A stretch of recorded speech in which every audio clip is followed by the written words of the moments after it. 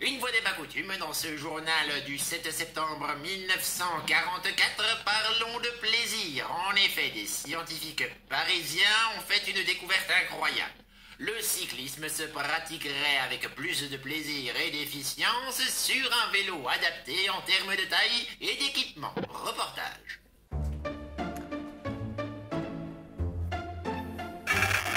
Mérida Reacto première.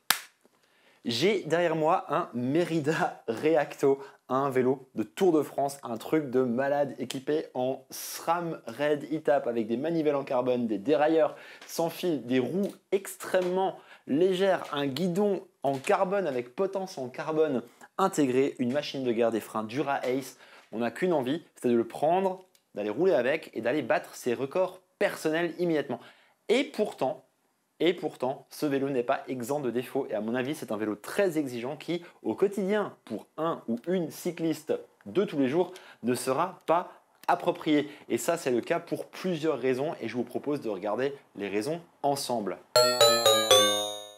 La première raison, c'est le reach extrêmement long. Ce Mérida Reacto dispose d'une potence de 13 cm, donc intégrée au cintre.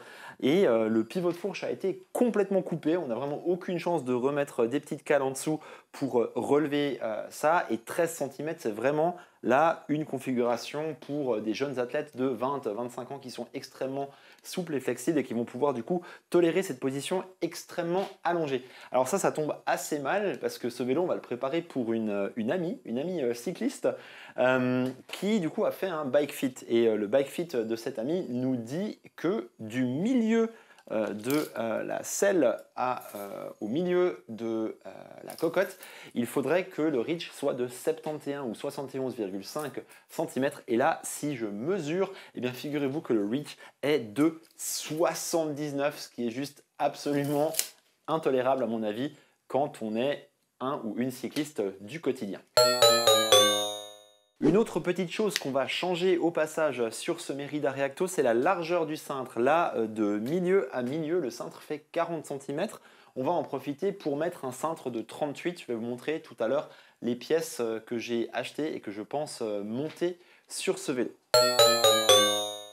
La hauteur du poste de pilotage est aussi assez exigeante. Le bike fit de la personne qui va utiliser ce vélo aimerait idéalement que le poste de pilotage soit à 88 cm de haut. Là, on est à 85,5 si on mesure dans cette direction-là. Donc, il faudra aussi qu'on gagne un peu de hauteur par ici.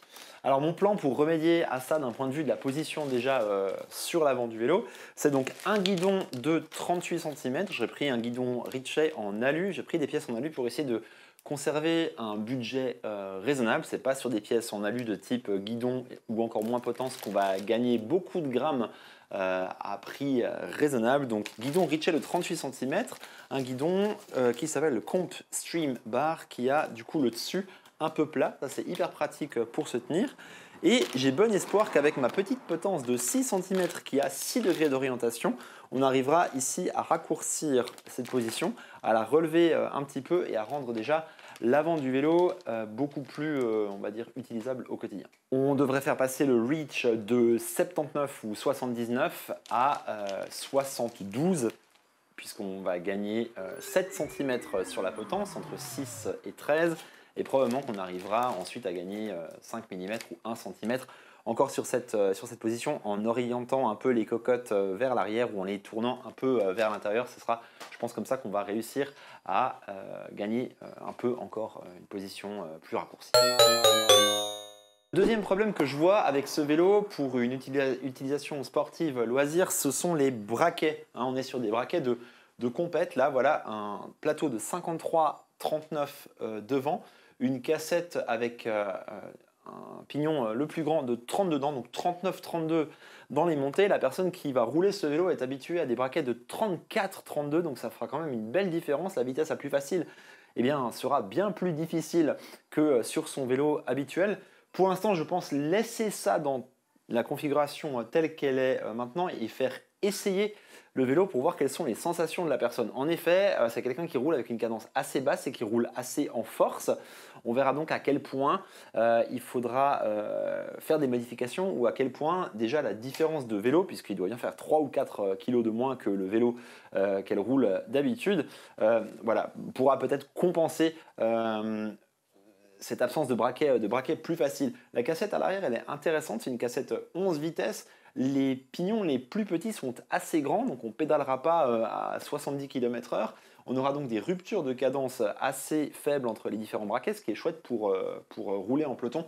Mais ouais, effectivement, la vitesse la plus facile, elle sera vraiment pas aussi facile que d'habitude. On verra donc si ça permet malgré tout de rouler ou s'il faut faire des modifications.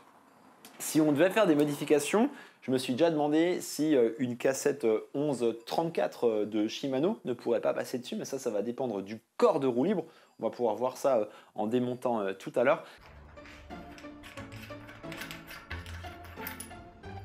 Ah, c'est un corps de roue libre Shimano, je crois bien. Hey. Ça, c'est assez cool, mine de rien. Sinon, on pourrait monter des plateaux de 50-34, mais on devrait changer de manivelle puisque les plateaux de 50-34 se montent avec un espacement de 110 mm ici, alors que là, on a un espacement de 130 mm, ça s'appelle le BCD, le Border to Center Diameter. Autre option, est-ce qu'on pourrait peut-être essayer avec un plateau 50-34, 11 ou 12 vitesses Shimano, mais dans ce cas, il faudrait changer le bottom bracket, le boîtier de pédalier, puisque les roulements ne sont pas les mêmes entre SRAM et Shimano. Donc peut-être une belle aventure en perspective avec ce vélo. Le troisième truc un peu ennuyeux, ce sont les roues à boyaux. Et ouais, ça ne se fait plus. Alors c'est super léger les roues à boyaux. Ça a aussi l'avantage d'avoir une résistance au roulement vraiment très basse, un peu comme des pneus tubeless. Par contre, c'est vrai que c'est collé, voilà, sur la jante. C'est difficile à mettre en œuvre. Si on crève, c'est un peu mort. Il faut rentrer à la maison à pied.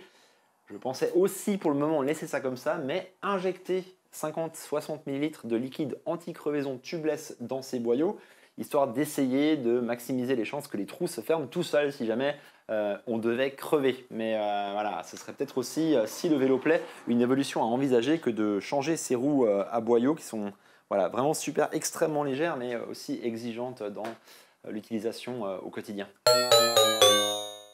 Encore 3 problèmes que j'ai trouvés sur ce vélo. Premier détail qui ne passe pas inaperçu, il manque un écrou cheminée dans le pédalier.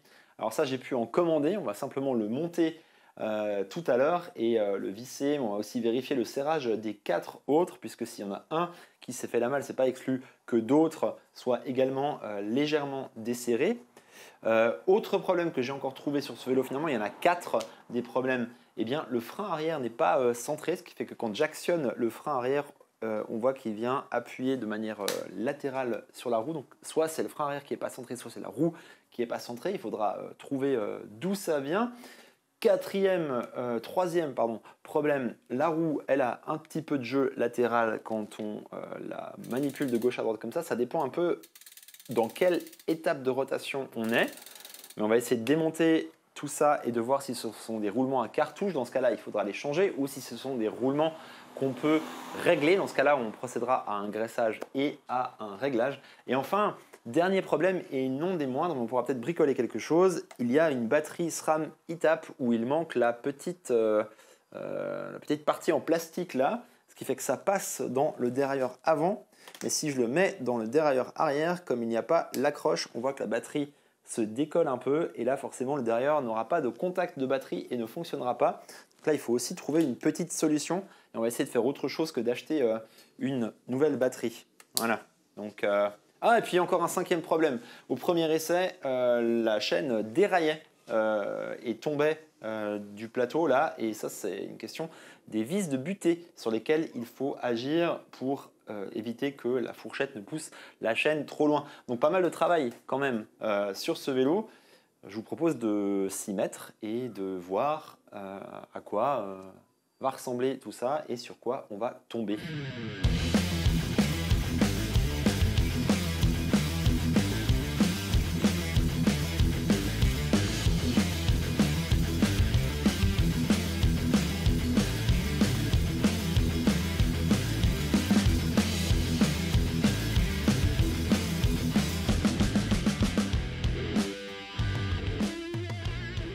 conclusion de cette soirée à bricoler, alors qu'il fait bientôt nuit dehors, j'ai résolu quasiment tous les problèmes de ce vélo. J'en ai découvert encore un ou deux, notamment le dérailleur avant était mal monté et la fourchette n'était pas alignée avec le plateau. J'ai réglé ça.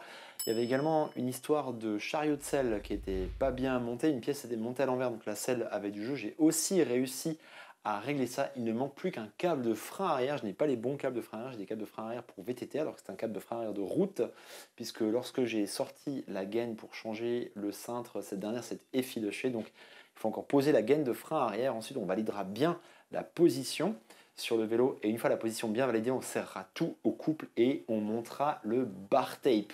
Et ensuite, on ira essayer le vélo pour une première fois et on se réjouit d'avoir le retour et les impressions de la personne qui le roulera pour la première fois dans cette configuration. Donc si ce projet vous intéresse, n'hésitez pas à vous abonner, dites-moi en commentaire ce que vous pensez, est-ce que j'ai oublié des choses, est-ce que vous auriez fait des choses différemment, et en attendant c'est le moment de ranger tout ça et d'aller manger, et je crois que j'allais manger du pain. À bientôt.